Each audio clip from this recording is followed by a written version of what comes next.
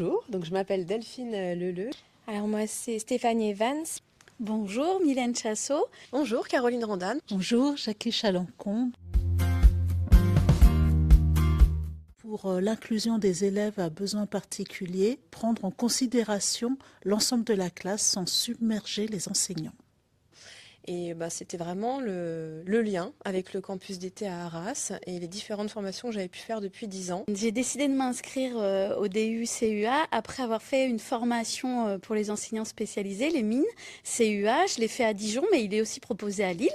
Alors de mon côté, je me suis engagée sur le DU parce que mon établissement est très impliqué dans les dynamiques d'inclusion.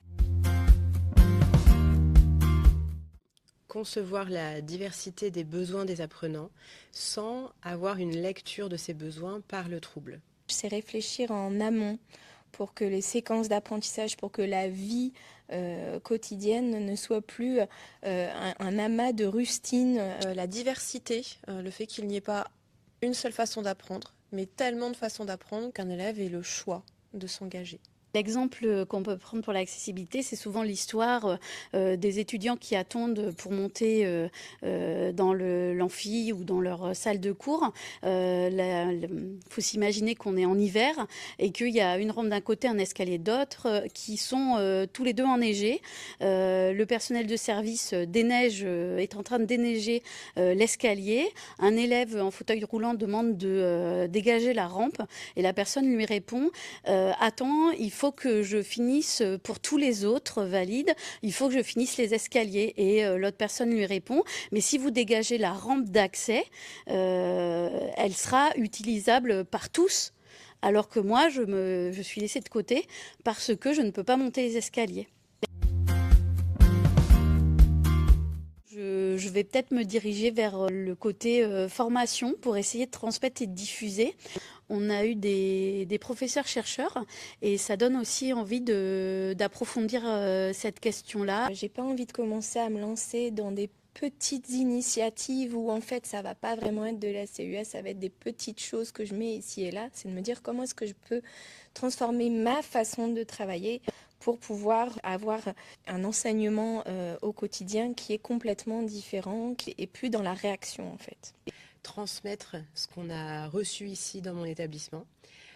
Parce qu'une des choses que j'ai compris, c'est qu'il n'y a pas d'accessibilité si on ne réfléchit pas ensemble.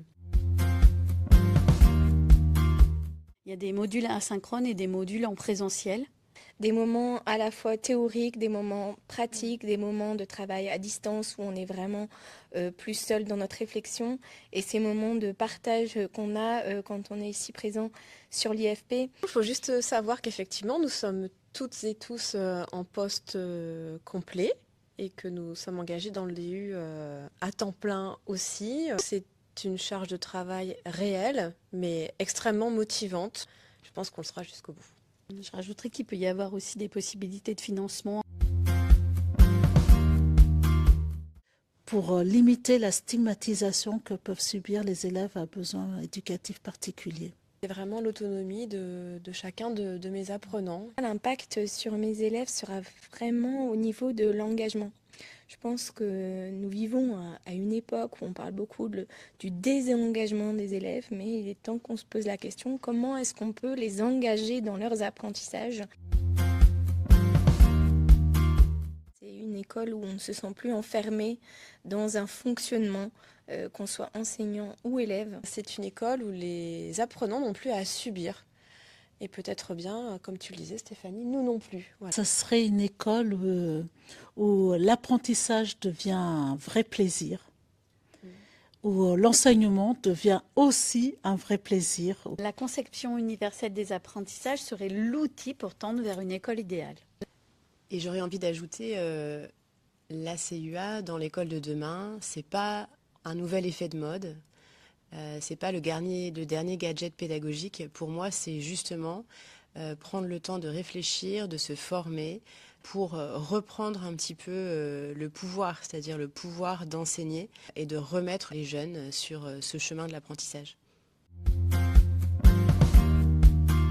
Motivation et surtout rencontre. Enthousiasmant et bouleversant. Partage et ouverture. Passionnant et très intense. Un chemin enrichissant.